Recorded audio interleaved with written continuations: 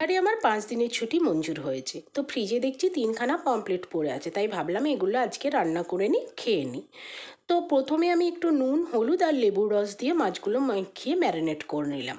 এই সামুদ্রিক মাছগুলো একটু লেবুর রস মাখিয়ে রাখলে না আষ্টে গন্ধটা অনেকটা কম ছাড়ে।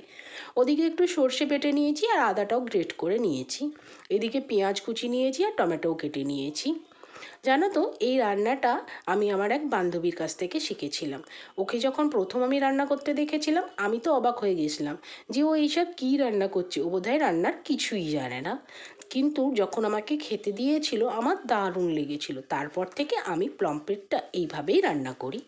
তো প্রথমে কি করলাম, মাছগুলো ভেজে নিলাম আর ওই তেলের ভিতরে 5 ফোড়ন দিয়ে পেঁয়াজটা দিয়ে লালচে করে ভাজার পর দিয়ে দিয়েছিলাম আদাটা। আদাটা কষানোর পর আমি দিয়ে দিয়েছিলাম টমেটো আর একটু নুন স্বাদ মতন। তারপর সেগুলো টমেটোটা যখন গলে এলো, বেসিক যে মশলাগুলো হয় সেগুলো দিয়ে অল্প জল দিয়ে নাড়াচাড়া করেছি যাতে মশলাগুলো পুড়ে না যায়।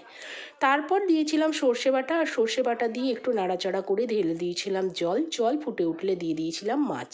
নামাবার আগে একটু ধনেপাতা দিলে খুব ভালো হয়, আমার কাছে ছিল না তাই সর্ষের তেল দিয়ে নামালাম।